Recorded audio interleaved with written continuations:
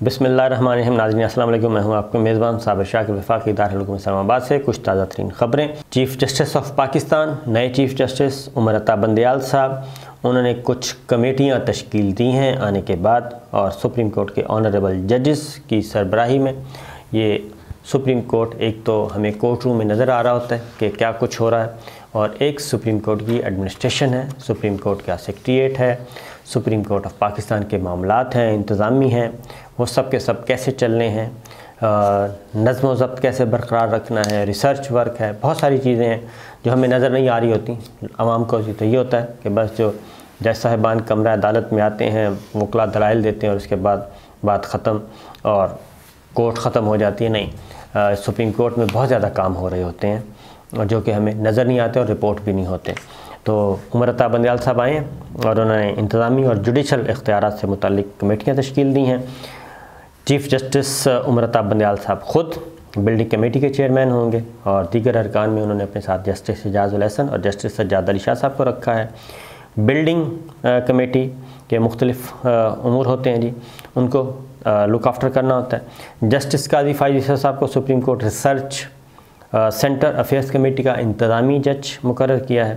اور research centre affairs committee میں justice منیب اختر اور جسٹس منصور علی شاہ ان کے ساتھ ہوں گے جی، جسٹس قاضی فائز عیسیٰ صاحب کے ساتھ۔ اور پھر ایک اور کمیٹی کا بھی سربراہ جسٹس قاضی فائز عیسیٰ صاحب کو بنایا گیا ہے، وہ ہے کلرک پروگرام کمیٹی کے سربراہ ہوں گے۔ لا کلرک پروگرام کمیٹی میں جسٹس مظہر عالم خان، عالم میاں خیل، اور یہ دو رکنی ہوگی جی کمیٹی، اور یہ لا کلرکوں کی تقرریوں سے متعلق سفارشات کرے گی۔ پھر ایک اور کمیٹی کے جسٹس قاضی فائز عیسیٰ سربراہ ہیں، اور وہ ہے انرولمنٹ کمیٹی، جو کہ ایڈوکیٹ آن ریکارڈ ہوتے ہیں جی، ان کی انرولمنٹ کمیٹی ہوتی ہے، ان کا انرول کرنا ہوتا ہے۔ اس میں جسٹس مقبول باقر ہیں، جسٹس یحییٰ افریدی اور جسٹس قاضی امین صاحب شامل ہیں۔ اور ایک اور اعلامیہ کے مطابق جسٹس قاضی فائز صاحب بلوچستان کی انسداد دہشت گردی عدالتوں، جسٹس طارق مسعود اسلام آباد، جسٹس اعجاز الحسن پنجاب، جسٹس مظہر عالم خیبر پختونخوا اور جسٹس سجاد علی شاہ ATC سندھ کے مانیٹرنگ جج ہوں گے۔ تو یہ نئی اپوائنٹمنٹس آئی ہیں، پروپیگنڈا کیا جا رہا تھا، اور اس میں کہا جا رہا تھا جبکہ سب سے زیادہ جو ذمہ داریاں ہیں وہ جسٹس قاضی فائز عیسیٰ صاحب کو، سینئر موسٹ جج ہیں، ان کو دی گئی ہیں، اور جسٹس اعجاز الحسن صاحب ان کے بعد پھر ان کا نمبر ہے، اس کے بعد ان کو ذمہ داریاں سونپی گئی ہیں۔ تمام ججز اس میں موجود ہیں۔ اب آگے بڑھتے ہیں۔ سوشل میڈیا کو کنٹرول کرنے کے لیے، اور اس کی ضرورت تھی، بالکل تعمیری تنقید ہونی چاہیے، لیکن اس میں جو ایک نیا سلسلہ شروع ہوا ہے کہ سوشل میڈیا پہ بہت ہی بیہودہ، کہوں گا میں، بیہودہ گفتگو، بیہودہ ٹویٹس اور ولگیرٹی سے بھرپور، یعنی شریف آدمی اس کو دیکھ نہیں سکتا۔ تو ایسے لوگوں کے تدارک کے لیے سوشل میڈیا پر لوگوں کی عزت اچھالنا قابل تعزیر جرم قرار، اور وفاقی کابینہ اس پہ قانون سازی کر رہی ہے۔ 2 آرڈیننس جاری ہو رہے ہیں جی فوری طور پہ۔ ایک ہے سوشل میڈیا سے متعلق کہ سوشل میڈیا پہ یہ جو کچھ ہو رہا ہے یہ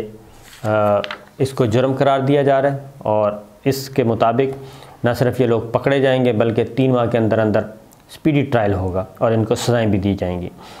یہ پہلا سوشل میڈیا سے متعلق قانون ہے، اور دوسرا ایک اور آرڈیننس آ رہا ہے، وہ ہے بلدیاتی انتخابات سے متعلق، کیونکہ اس وقت جو قانون موجود ہے اس میں ارکان قومی اسمبلی، صوبائی اسمبلی یہ کمپین نہیں چلا سکتے بلدیاتی الیکشن میں یا ضمنی الیکشن میں، تو اس کو گورنمنٹ تبدیل کر رہی ہے۔ ایک آرڈیننس کی منظوری بھی دے دی گئی ہے وفاقی کابینہ نے، ضابطہ اخلاق تبدیل کیا گیا الیکشن کمیشن کا، اور اس میں یہ اس بات کی اجازت ہوگی کہ ارکان پارلیمان جو ہیں وزراء وہ جا سکیں گے اپنے اپنے حلقوں میں، اپنے اپنے شہروں میں، اور وہ بلدیاتی الیکشن میں کمپین چلا سکیں گے، کیونکہ اگر وزراء یا ارکان پارلیمان کمپین نہیں چلائیں گے، اللیگلی تو سب کچھ ہوتا تھا، تو اب اس کو لیگل قرار دیا جا رہا ہے۔ اب اس میں توازن رکھنا جو ہے وہ بہت ضروری ہے کہ توازن کیسے رکھا جائے گا، اصل معاملہ یہ ہے۔ تو سوشل میڈیا ایک اور قانون بھی تبدیل کیا جا رہا ہے جی، prevention of electronic crime act ترمیمی آرڈیننس 2016 ایکٹ میں تبدیلی کی جا رہی ہے، ترمیمی آرڈیننس لایا جا رہا ہے۔ اس میں عدلیہ اور فوج پہ جی جو تنقید ہے وہ جرم قرار پائے گی، عدلیہ پہ، فوج پہ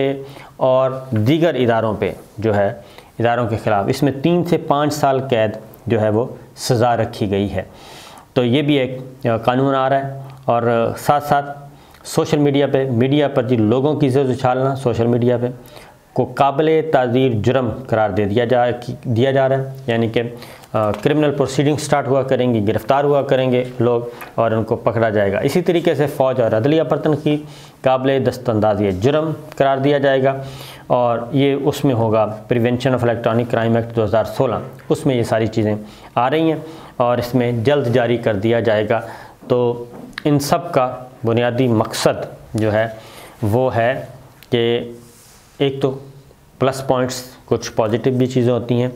اصل معاملہ ہوگا کہ ان کو اس کا مس یوز نہ ہو۔ اگر اس کا غلط استعمال شروع ہو گیا تو پھر اعلیٰ عدالتوں کو، اعلیٰ عدلیہ کو، ہماری ہائی کورٹ اور سپریم کورٹ کو آنا پڑتا ہے، اور اگر یہ سیاسی انتقام کے طور پہ استعمال کیا گیا، دونوں تینوں چیزوں کو، تو پھر معاملات خراب ہو سکتے ہیں۔ بلدیاتی الیکشن کے حوالے سے جو کیا گیا ہے، کیونکہ بلدیاتی الیکشن موجود ہیں اور پہلا جو فیز ہے خیبر پختونخوا میں وہ پاکستان تحریک انصاف ہاری ہے، اور اس کی وجہ یہی ہے کہ نہ وزیر اعظم کو بھی روک دیا جاتا ہے، وزیروں کو بھی روک دیا جاتا ہے، کوئی بھی نہیں جا سکتا، ایون جو اپوزیشن لیڈر ہیں ان کو بھی روک دیا جاتا ہے کہ آپ بھی نہیں جا سکتے۔ تو پھر جا نہیں سکتے تو پولیٹیکل پارٹیز تو الیکشن لڑ رہی ہوتی ہیں۔ تو اس میں ہم پہلے بھی کہتے تھے کہ بجائے اس کے ایسا قانون بنایا جائے جو امپلیمنٹ ہی نہ جس پہ ہو سکے، جو قابل عمل ہو ہی نہ بنیادی طور پہ، اور پھر اس کا فائدہ کیا، تو لہٰذا اس میں تبدیلیاں کی جا رہی ہیں۔ ایک اور خبر آپ سے شیئر کرتا ہوں، خبر امپورٹنٹ ہے، وہ مختلف طبقوں سے متعلق ہے۔ سینٹ کمیٹی کا اجلاس ہوا اور اس میں ایک بل کی منظوری دی گئی جس میں یہ کہا گیا کہ بینکنگ خدمات فراہم کرنے سے انکار کرنے پر بینک آفیسرز اور بینک انتظامیہ کو سزا ہو سکے گی، اور سزا بھی قید اور جرمانے کی سزا۔ یہ بنیادی طور پہ ہے کیا؟ ایک اگر آپ کسی بھی بینک اکاؤنٹ میں جائیں، یہ صرف پولیٹیشنز کے ساتھ ہی نہیں ہوتا، بلکہ جرنلسٹ کے ساتھ بھی ہوتا ہے، صحافیوں کے ساتھ بھی ہوتا ہے، سیاستدانوں کے ساتھ بھی ہوتا ہے، ارکان پارلیمان کے ساتھ بھی ہوتا ہے، اور کبھی کبھی یہ وکلاء کے ساتھ بھی ہوتا ہے۔ اس میں یہ کرتے ہیں کہ بینک والوں کے پاس اگر آپ اکاؤنٹ کھلوانے جائیں، کریڈٹ کارڈ ایشو کروانا ہو، لون لینا ہو، اور فارن کرنسی اکاؤنٹ کھلوانا ہو، تو ان لوگوں کو سیاسی افراد، سیاست سے منسلک لوگ، صحافت سے منسلک لوگ،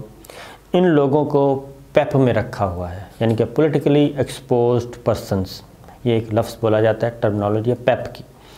یہ بولا جاتا ہے، اور یہاں پہ آ کے پھر وہ آپ ایلیجیبل بھی ہوں تو آپ کا اکاؤنٹ نہیں کھولتے، فارن کرنسی اکاؤنٹ۔ وہ کہتے ہیں جی کہ آپ کا اکاؤنٹ کھولنا ہے یا کریڈٹ کارڈ چاہیے یا لون چاہیے، تو اس کے لیے ہمیں اوپر سے اجازت لینا پڑے گی، اور اس کا پھر جواب بھی نہیں دیا جاتا۔ ہوا یہ کہ سینیٹر طلحہ محمود کی صدارت میں قائمہ کمیٹی برائے خزانہ کا اجلاس ہوا، جس میں مختلف اراکین کی جانب سے یہ شکایت کی گئی تھی کہ پارلیمنٹ کے ساتھ،